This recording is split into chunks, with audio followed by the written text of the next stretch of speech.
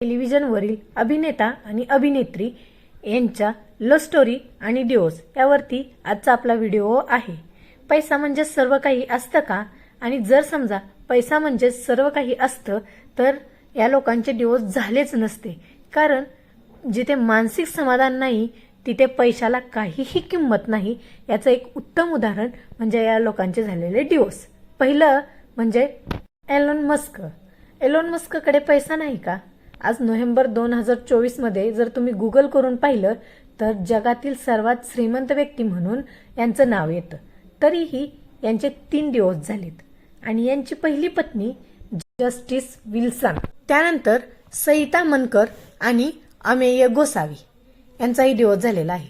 नंतर विजय अंधळकर आणि पूजा पुरंदरे, त्यानंतर अक्षय कोठारी आणि मानसी नाईक यांनीही डिवोर्स घेतलेला आहे।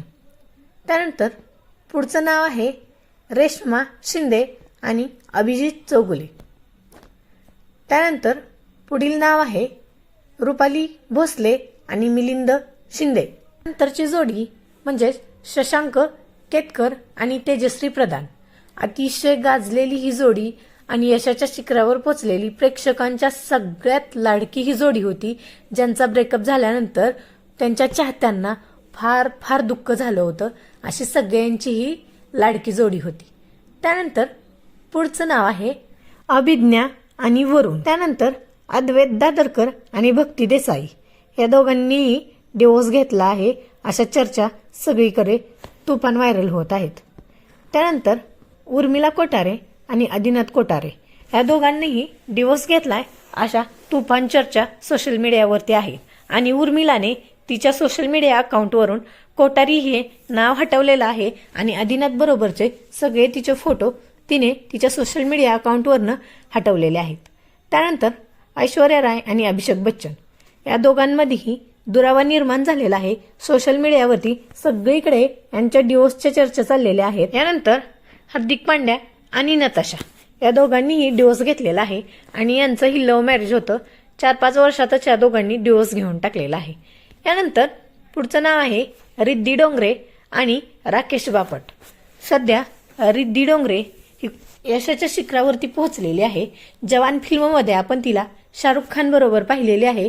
लवकरच ती सलमान खानच्या टायगर 3 मध्ये पण दिसणार आहे आणि याशिवाय फीचर्स 2 या वेब सिरीज मध्ये पण ती दिसणार आहे आणि लकड बग्गा या मूवी मध्ये पण ती लवकरच आपल्याला दिसणार आहे।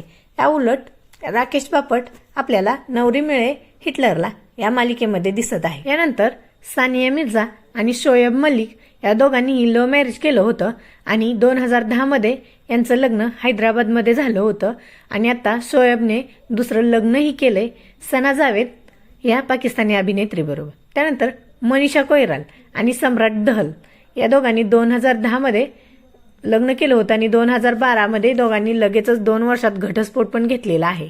यानंतर महिमा चौधरी आणि बॉबी मुखर्जी या दोघांनीही लग्नही केलं आणि लगेचच घटस्फोटही घेतलेला आहे। त्यानंतर सामंथा रुतप्रभू आणि नागा चैतन्य या दोघांनी 2021 मध्ये घटस्फोट घेतलाय। लग्नाला 4 वर्ष होताच या दोघांनी घटस्फोट घेतलेला आहे आणि नागा चैतन्यने आता डिसेंबरमध्ये लग्न करण्याचा निर्णय घेतलेला आहे। तो शोभिता घोलीपाल हिच्याबरोबर लग्न करतोय। त्यानंतर पुढचं नाव आहे करिश्मा कपूर आणि संजय कपूर या दोघांनी 2003 मध्ये लग्न केलं होतं आणि आता 2016 मध्ये या दोघांनी घटस्फोटही घेतलेला आहे। त्यानंतर पुढचं नाव आहे हिमेश रेशमिया आणि पत्नी कोमल या दोघांनी 1994 ला लग्न केलं होतं आणि आता डिवोर्सही केलेला आहे। तब्बल 22 वर्षांचा संसार या दोघांनी मोडलेला आहे। तर सैफ अली खान आणि अमृता सिंह या दोघांनी 1991 मध्ये लग्न केलं होतं आणि यांना 2 मुलं पण आहेत आणि यांनी नंतर डिवोर्सही घेतला। यानंतर मलायका अरोरा आणि अरबाज खान या दोघांनी 12 डिसेंबर 1998 मध्ये लग्न केलं होतं आणि आता डिवोर्सही घेतलेला आहे। यानंतर आमिर खान आणि रीना दत्ता, त्यानंतर ऋतिक रोशन आणि सुजान खान या दोघांनी 2000 मध्ये लग्न केलं होतं आणि नंतर घटस्फोटही घेतलेला आहे। अशाच मालिकांच्या नवनवीन अपडेटसाठी आपल्या चॅनलला सबस्क्राईब करायला विसरू नका.